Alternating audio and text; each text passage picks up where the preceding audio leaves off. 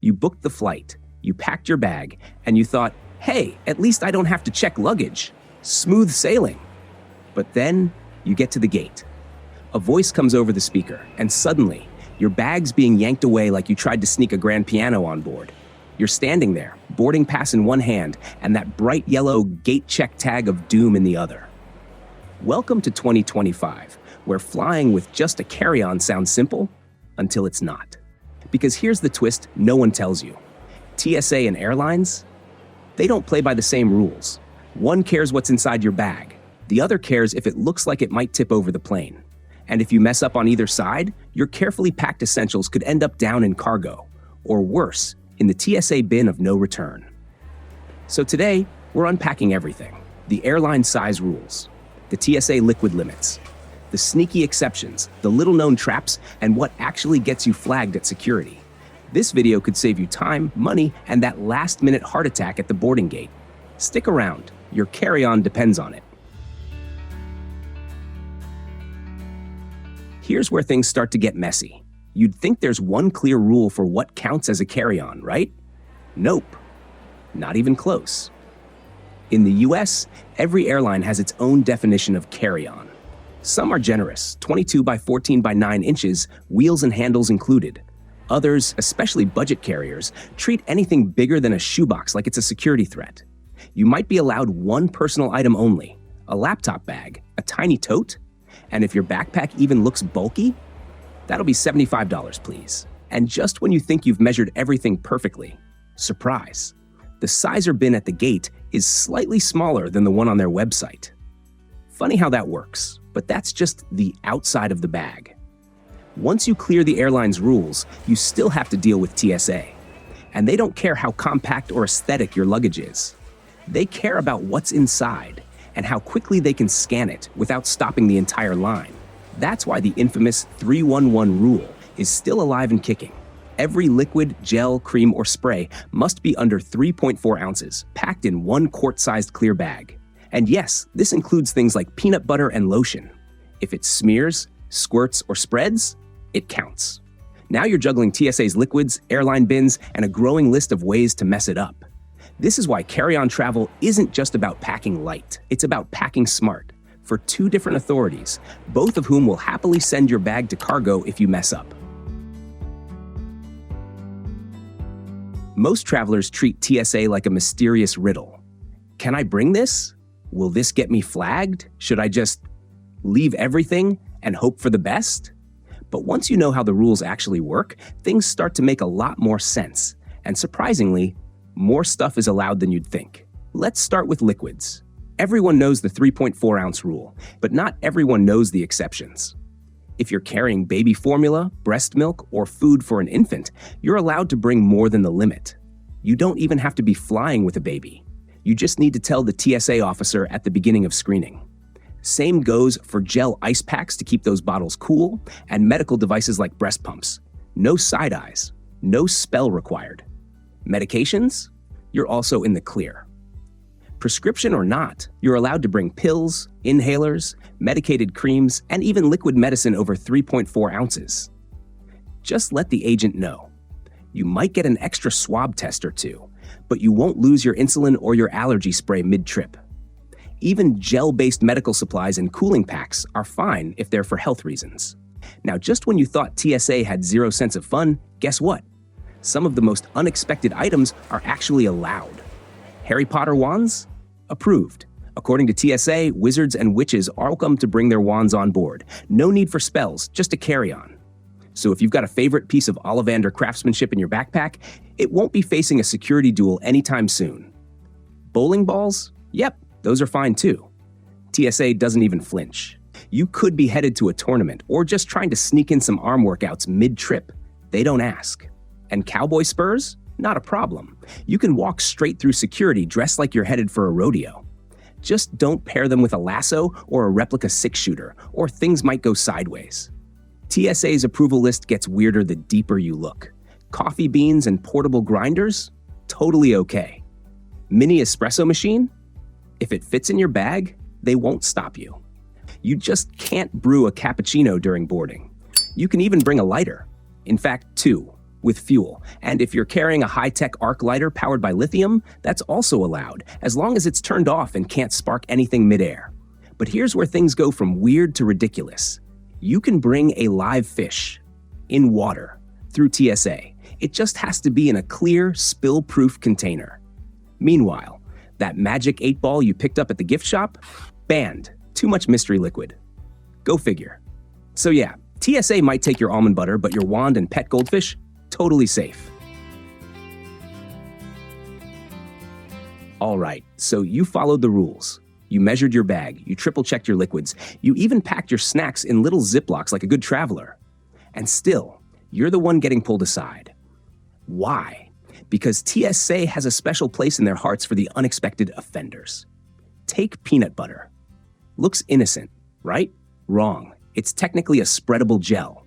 That means it falls under the 3.4-ounce rule. And if you packed a full-size jar, congrats, you just triggered a bag search. Same goes for things like hummus, salsa, lotion, yogurt, even certain kinds of makeup. If it squishes, it counts. If it leaks, it counts. If it could be spread on toast, TSA's watching. Then there's the I didn't even think of that category. Snow globes. Too much liquid, canned tuna, yep, that juice inside counts, and yes, your deodorant. If it's an aerosol, it better be travel-sized or it's going in the bin. But the most consistent surprise offender? Tools. You brought a wrench? That's a no. A small screwdriver? Depends on the length. A pocket knife you forgot was in your bag? That'll buy you 30 minutes of awkward explaining and possibly a fine if the TSA agent's having a rough day. Oh, and don't even think about bringing a novelty lighter shaped like a gun. Sounds obvious, but someone tries it every year. And every year it ends the same way. Delays, paperwork, and a very awkward conversation with airport police. Bottom line? TSA doesn't care if you've flown with it before. What made it through last time might not make it through this time. Rules shift, agents differ, and some items just depend on the mood of the moment. So if you don't want to be that person holding up the line while your backpack gets fully disassembled, maybe leave the peanut butter at home. Has TSA ever stopped you for something ridiculous? Let us know below.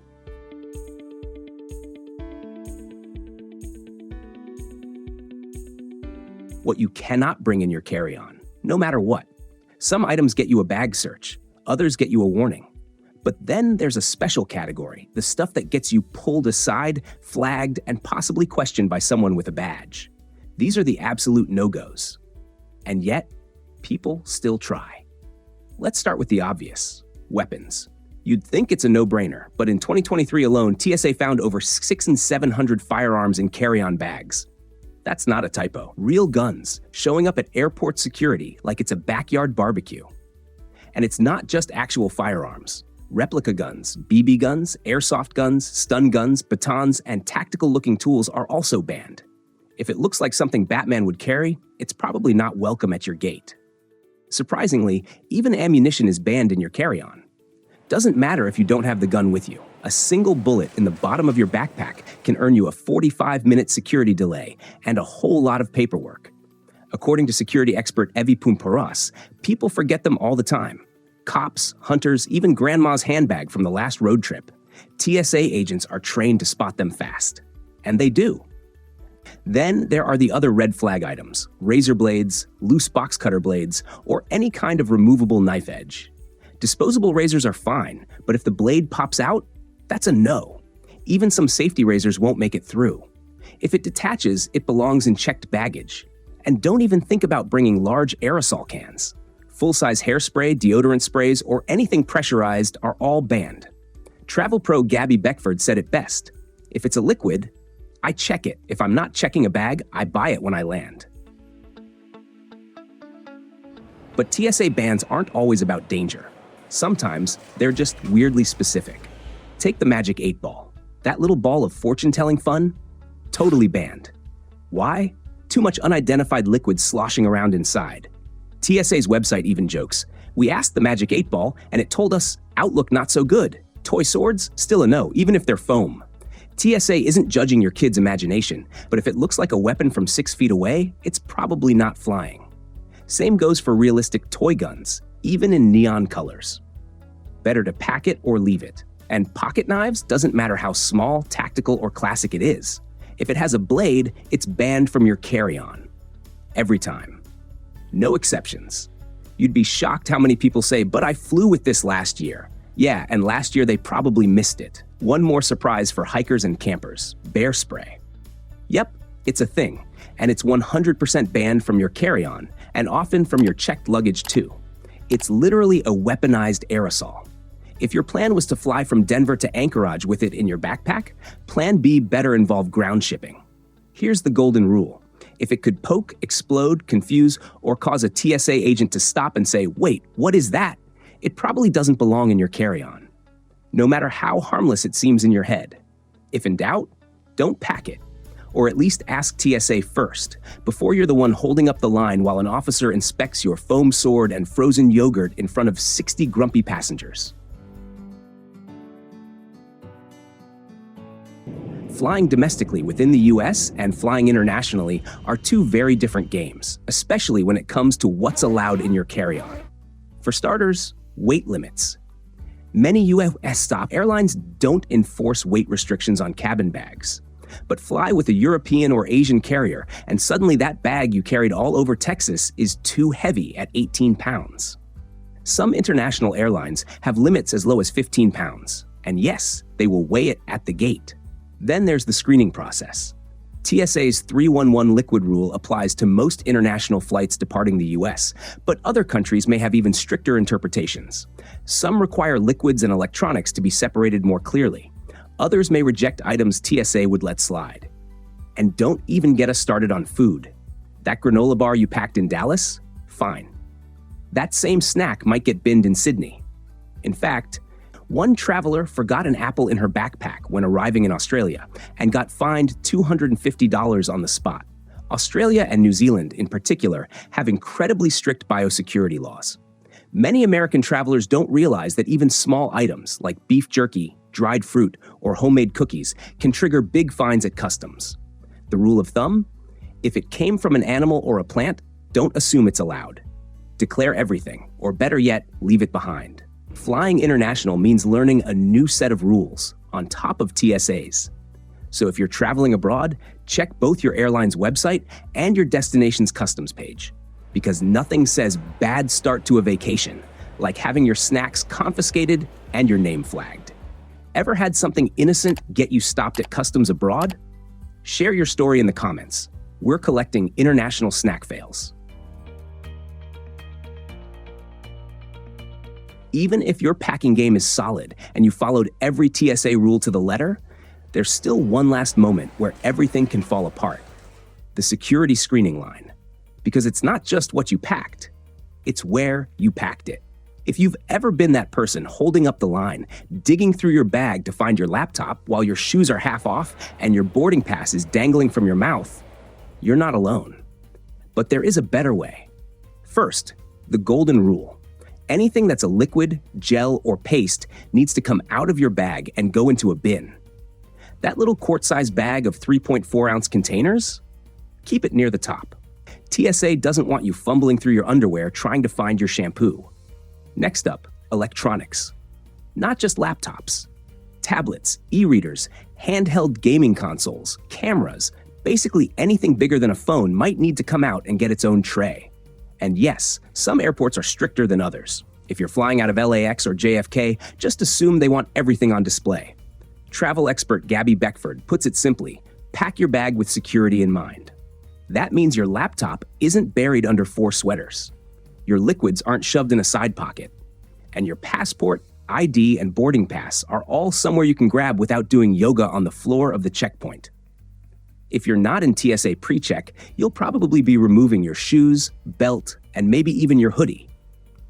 So wear something easy to slip off and back on.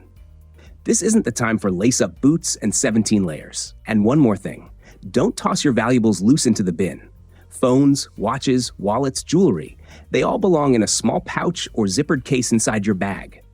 That way, if the line moves fast or your tray gets pulled aside, you're not sprinting after your AirPods like it's an airport scavenger hunt.